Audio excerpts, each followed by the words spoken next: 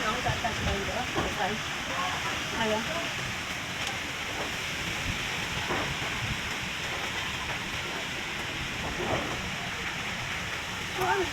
Sorry, ko na be.